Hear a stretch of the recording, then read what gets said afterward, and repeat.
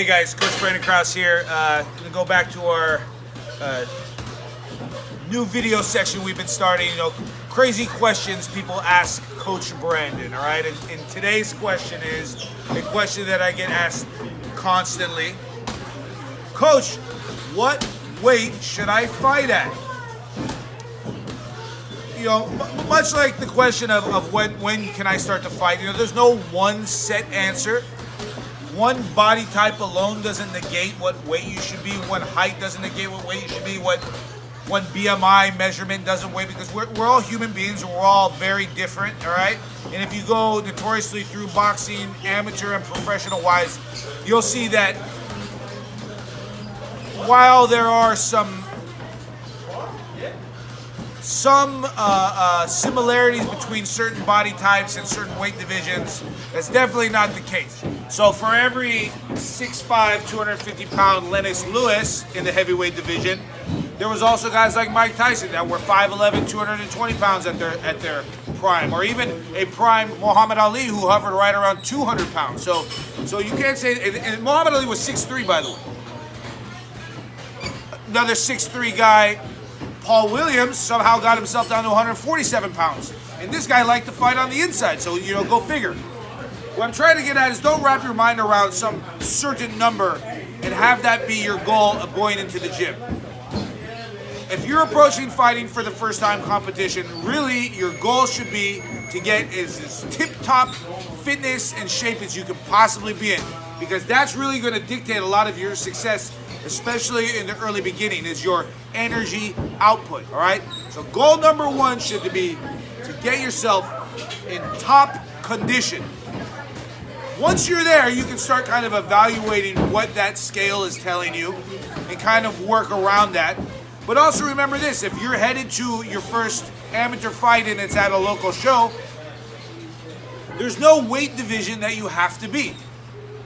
Your opponent, depending on your weight, is going to be some realm of weight from you.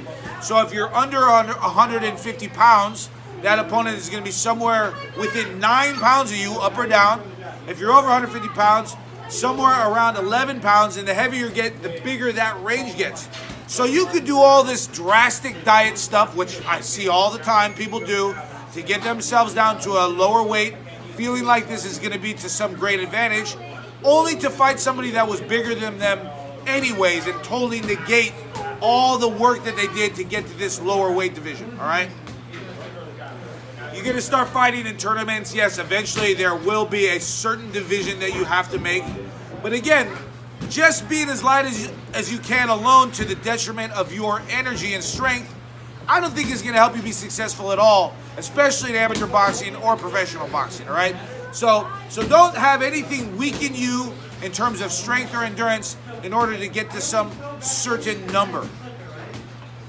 You certainly don't want to do things that are to the detriment of your health, and you'll find that especially in professional boxing, where there's a day to hydrate from making weight, a lot of the terrible things associated with boxing, injury-wise, death, brain damage, stem from people in their want to make weight divisions that aren't healthy for them to make, or the methods that they go about it are not healthy at all.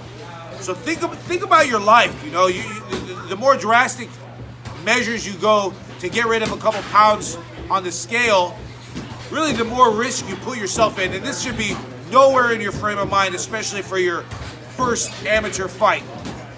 So talking to those guys out there, trying to seek out their optimal weight division, don't worry about that. Worry about getting good at boxing.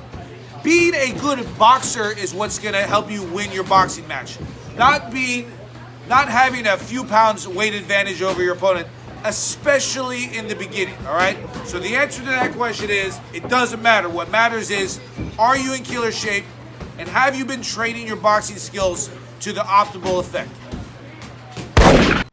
Like and subscribe.